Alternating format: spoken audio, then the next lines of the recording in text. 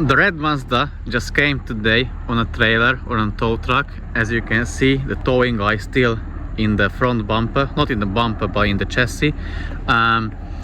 The owner was booked in for the 16th, I believe, and today is the 11th, so Santa came a bit earlier and lit up the dashboard like the Christmas tree. I think he's got the red oil pressure warning light, so I'll scan for fault codes which one it has. Hopefully it is not the snapped oil pump chain and just the oil strainer blocked, and we will see. So I'll scan first, check the code, check the oil pressure, and I guess I will push that back into the garage and lift it up, and I think obviously I'll inspect it, but then I will drop the oil pan. Okay, I parked inside that red Mazda. Actually, I checked the fault codes. It had a 2 for the oil pressure, and so I checked on the live data when I started up what was the oil pressure, and it had at idle 140 kPa, so I didn't push it in, I drove it in. That was the reason. Obviously if it would had around 100 or below 100 I would have pushed it in, but now let's have a closer look. So I opened the bonnet or hood and let's see what I found straight away, like what I can see with my tiny eyes. So I can see that the drive belt is new or newish, that was replaced. The owner told me that the camshafts were replaced under warranty, but I think by Mazda, the turbos as well. I can't say anything about the turbo or confirm whether it was done or not, but the camshafts look suspicious to me.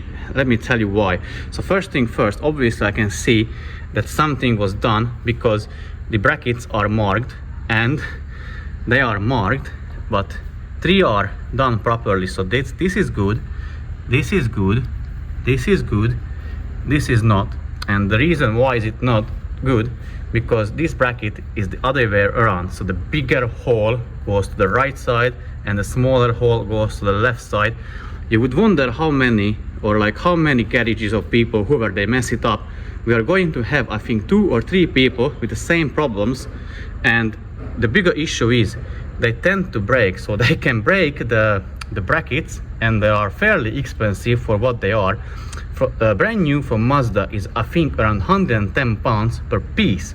So if you need to replace all 4, that's just 440 in parts only. So that's very expensive in my opinion. Also further, what I can see, let me get back to the valve cover. So the reason why I think the camshaft wasn't replaced, or again, if it was done by Mazda, it may be, but if you have a look at the silicone sealant, that bubble of silicone sealant is sticking out around on the side of the valve cover, and that's from the factory.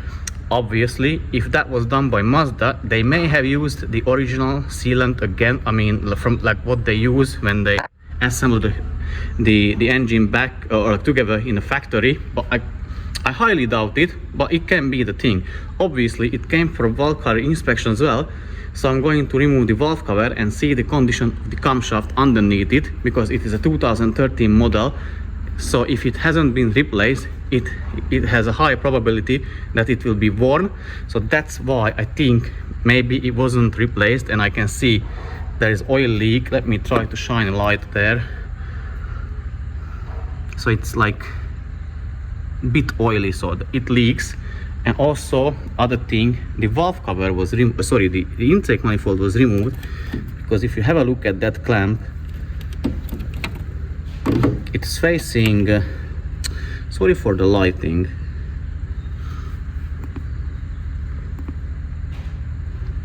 so that clamp is it's facing towards me than towards the cabin or the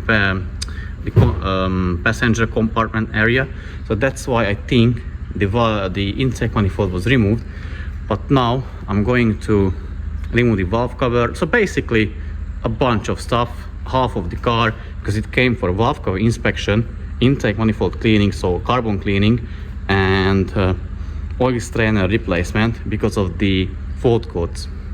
Okay, I have removed the intake parts, EGR parts, and just the valve cover is left to be removed. it is not that bad. As I said, I think it was removed based on that clamp was facing towards me, and it doesn't look that bad, so I think that was done. What's a somewhat bigger issue, that is leaking oil, and also the second injector, I had to use my special tool, homemade special tool, but the rest of the injectors came out fairly easily. So this is the second injector. As you can see, it's caked. But now I'm going to just remove the valve cover off camera, and I'll show you how it looks like once it is removed. Valve cover off.